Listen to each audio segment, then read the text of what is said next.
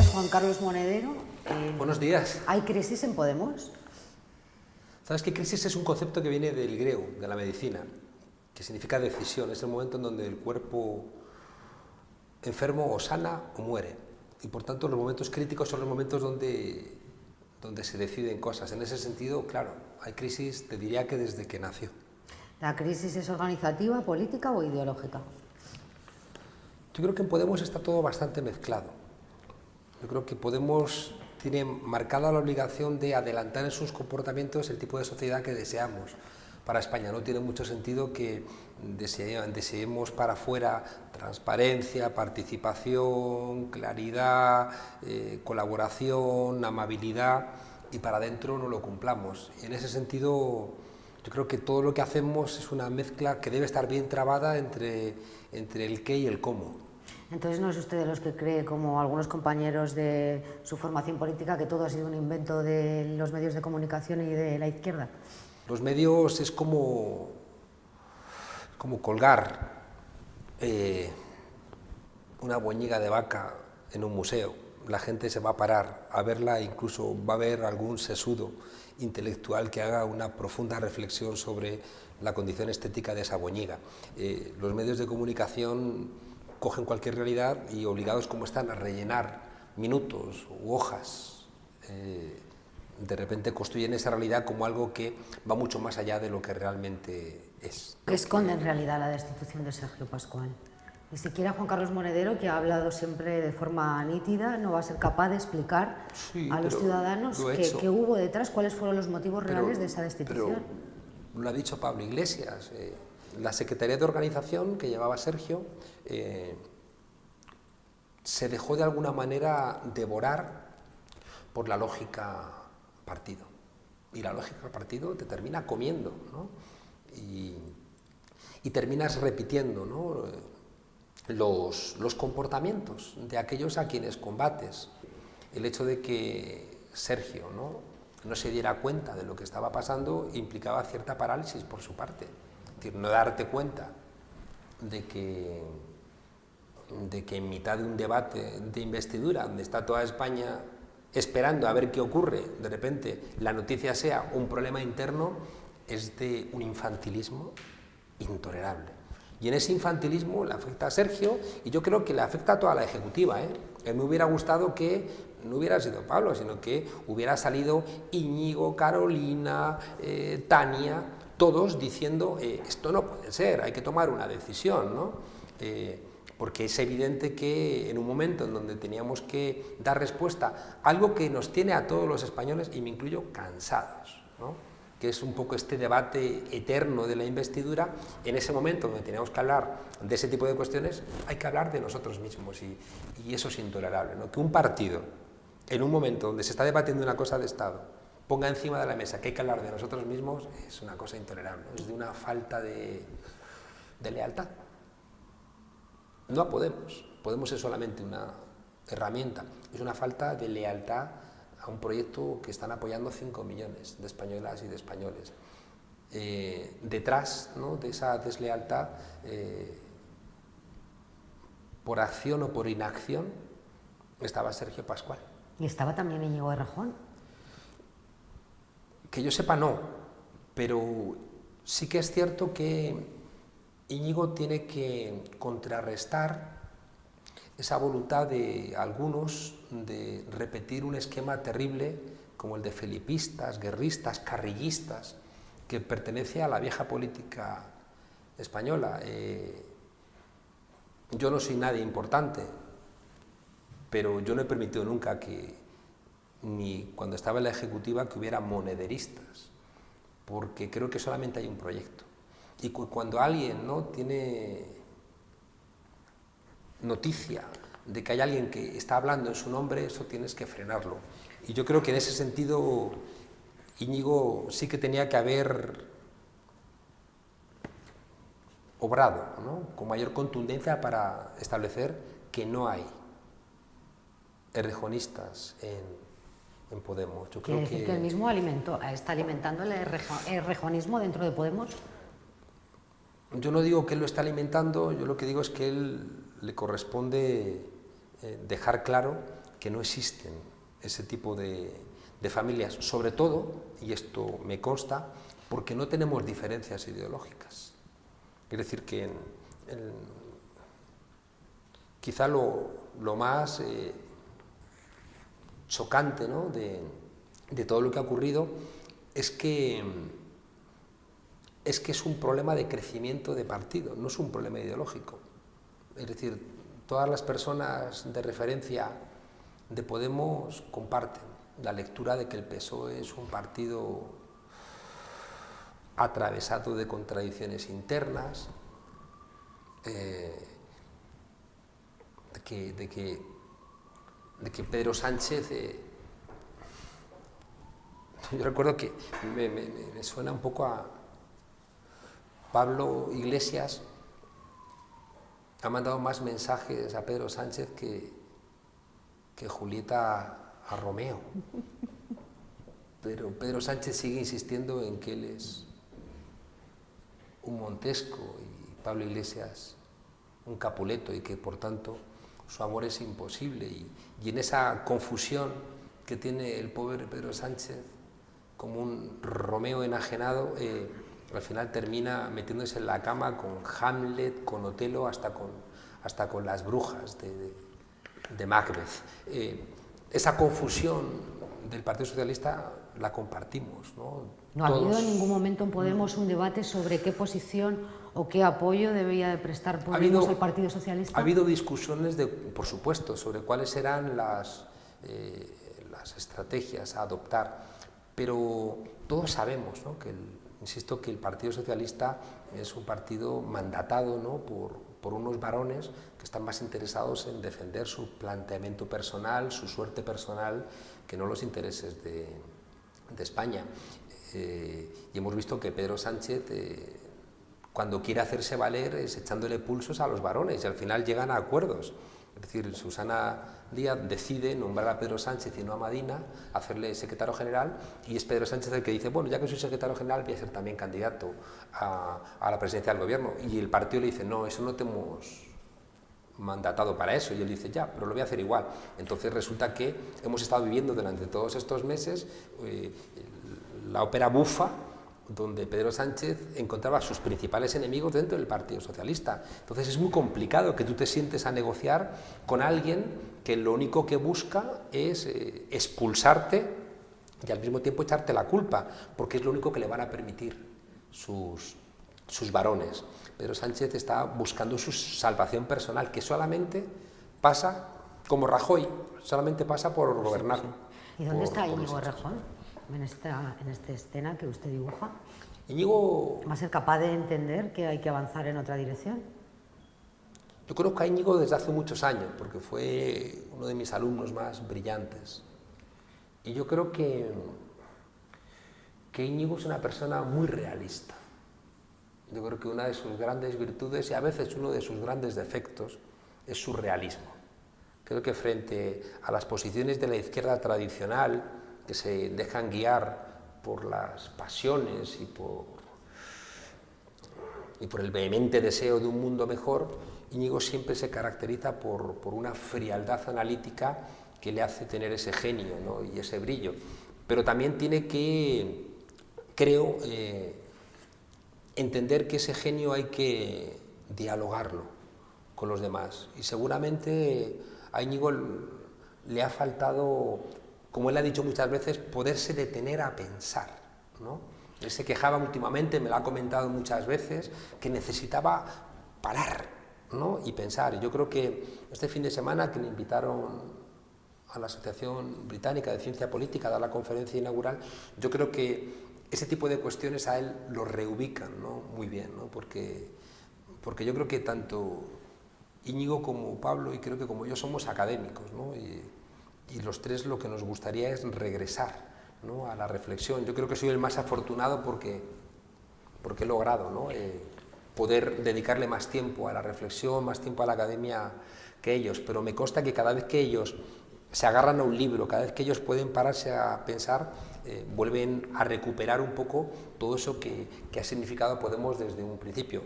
Una de las cosas que tiene que caracterizar Podemos respecto de los demás partidos es que aquí nadie tiene que aferrarse a los cargos, que dimitir es una cosa muy democrática y que hay que hacerla con bastante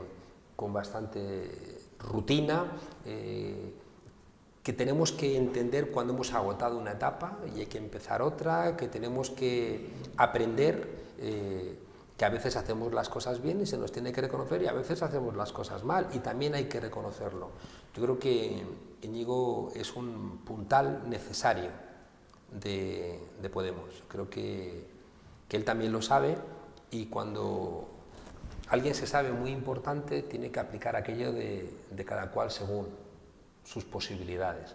Por tanto, Íñigo, que viene de una tradición, ¿no?, emancipadora, sabe que tiene la obligación de seguir entregando a Podemos lo mejor de sus capacidades. ¿Está de acuerdo entonces con Colau? Que claro, Podemos ha traicionado los movimientos sociales de los que se nutrió para llegar a las instituciones. Hay una parte de la afirmación de Ada que es correcta y otra ha salido ella misma a decir, cuidado, no digáis que estoy diciendo lo que no estoy diciendo. Porque si uno ve realmente lo que dijo Ada Colau, lo que ella dijo lo sostiene igualmente Pablo, Íñigo o yo, sin ningún tipo de problema. Los partidos políticos, por definición, son incapaces de responder a las demandas plenas de los movimientos sociales, pero le pasa a Ada con la plataforma de afectados por la hipoteca siendo alcaldesa de Barcelona. Si el problema no es que los partidos traicionen a los movimientos sociales por ser representativos, el problema es que te olvides de que eso es así. Yo creo que hay que entrar siempre en la democracia representativa con cuidado, porque seguramente hace 20 años había muchos idealistas dentro del Partido Socialista. Yo creo que había algunos que eran un fraude desde el comienzo, ¿no? Yo estoy convencido de que Alfonso Guerra era un fraude desde el comienzo, ¿no?, con esa necesidad de presentarse como un experto en teatro, un experto en Mahler, ¿no?, como un radical. Yo creo que todo era parte de un cuento, de una estrategia, ¿no?, diseñada desde el comienzo, igual que Felipe González desde el comienzo creo que también es un fraude y ahí yo creo que queda demostrado por su conversión, no en un expresidente de todos los españoles, sino en un lobista que trabaja allá donde le paguen, sea en México, sea en Venezuela. ¿No le reconoce ninguna aportación a la historia de este país a Felipe González? En el comienzo, Felipe González fue capaz de representar un ánimo de cambio de este país. Y creo que en ese sentido Felipe González se nutrió, ¿no?, de esa energía hermosa que tenía este pueblo. Pero creo que, mira, Esther, Franco asesinó a 150.000 españoles y los enterró en fosas comunes, en zanjas y en cunetas por defender la República. A los españoles que pudieron salir de España y pelearon contra el fascismo los condecoran. Tienen calles, tienen placas en Francia, en Italia, en Alemania.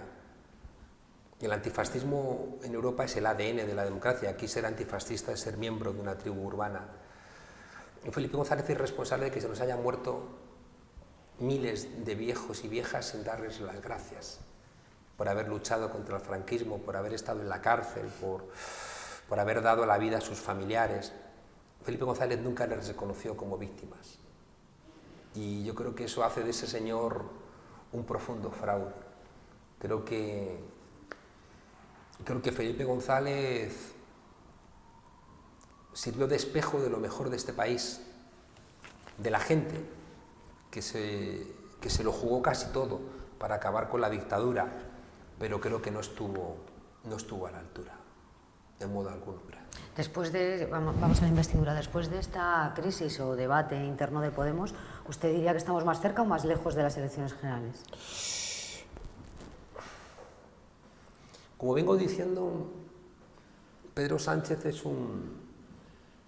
como en el patíbulo, ¿no? Es un condenado a muerte que recibe una posibilidad de indulto a cambio de una misión suicida, ¿no? Y entonces empieza a jugar, ¿no?, por todos lados a ver si consigue su salvación. Pero yo creo que enredando, ¿no?, y de alguna manera volviendo a contaminar la política. Yo creo que hay una cosa terrible en lo que está ocurriendo y es que es una guerra de desgaste. Y en las guerras de desgaste siempre el perjudicado es el pueblo. Y siempre las guerras de desgaste las ganan los generales mediocres. Yo creo que por eso en esta guerra de desgaste está muy a gusto Rajoy, creo que en esta guerra de desgaste está muy a gusto Sánchez y creo que en esta guerra de desgaste está muy a gusto Rivera. Creo que está el pueblo disgustado y yo me considero parte de ese pueblo que está hasta las narices, ¿no?, de esta guerra de desgaste, y creo que quien tiene más que perder es Podemos, porque es una fuerza política que nace para no ser rehén de estos juegos palaciegos, de estas intrigas y de estos dimes y diretes. Yo creo que la solución es sencilla, ¿no? Habría que preguntarle a Pedro Sánchez: oye, Pedro Sánchez, si es tan bueno el acuerdo programático que has hecho con Rivera, ¿por qué no lo presentaste a las elecciones?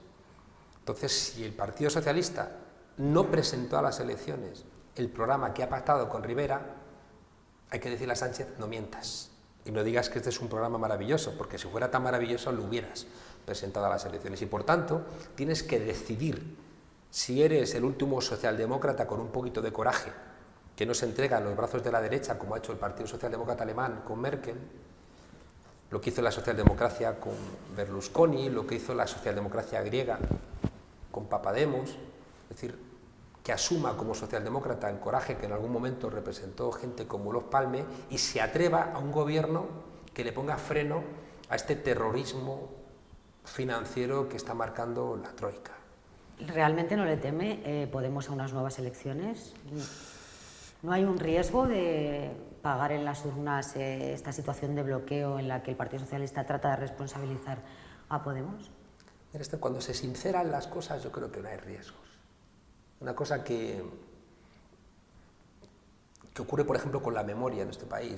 Los que entendemos que en España no va a haber democracia hasta que no recuperemos la memoria, ¿no?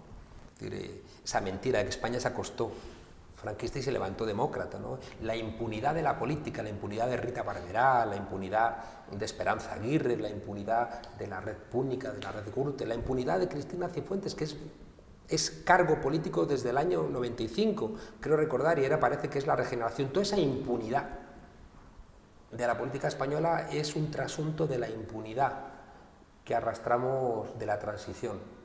Unas nuevas elecciones yo creo que son también un test de corresponsabilidad.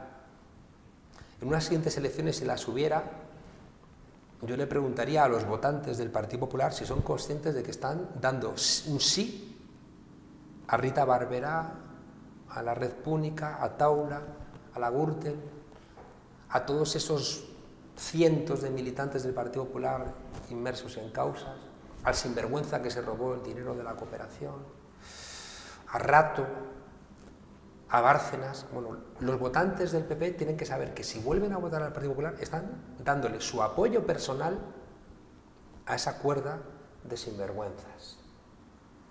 La gente que vote al Partido Socialista va a ir a votar sabiendo que el Partido Socialista no tiene ya ningún tipo de principios, que es capaz de pactar con quien haga falta con tal de estar en el gobierno. Es decir, que se comporta... El Partido Socialista no tiene principios, ¿por qué Podemos le ofrece un gobierno de coalición? Termino, que se comporta como una empresa. Quien vote a Ciudadanos debe saber igualmente que Ciudadanos es un partido donde Rivera mira por la mañana si llueve o se hace buen tiempo y se pone un pantalón corto o una gabardina y no tiene ningún tipo de problema. Incluso si hace falta, sale desnudo, ¿no? Y al mismo tiempo Podemos tiene que enfrentar toda la discusión que hemos tenido y nos va a obligar a explicar muchas cosas. Nos va a obligar, en caso de que haya nuevas elecciones, a dar cuenta de cómo es la estructura territorial de España que queremos. Y eso va a suponer, sin duda alguna, un reto. Vamos a tener que explicar, ¿no?, nuestras crisis de crecimiento y vamos a tener que explicar otra vez la importancia, ¿no?, de la calle. Nosotros siempre crecemos en las elecciones. Nosotros en las campañas electorales es un espacio donde nos podemos explicar muy bien. Que es lo que yo siempre argumento: bueno, si nosotros nos explicamos tan bien en las elecciones, porque estamos en la calle, ¿por qué no estamos más en la calle? En los últimos 2 meses hemos escuchado a Podemos prácticamente solo desde el Parlamento. De repente la propia las propias facilidades que te presta el Parlamento para expresarte, para que los periodistas tengan micrófonos, para que sepan todos dónde ir. Bueno, esa propia facilidad arquitectónica hace que al final ya solamente des declaraciones desde el Parlamento. Pero no era que somos una fuerza política diferente, no es cierto que somos un partido solamente por imperativo legal. Yo creo que si no estamos muy atentos, ¿no?, a lo que ocurre fuera de las instituciones, terminaremos por ser parte de las instituciones. Y yo creo que dentro de Podemos nos ha faltado ese debate.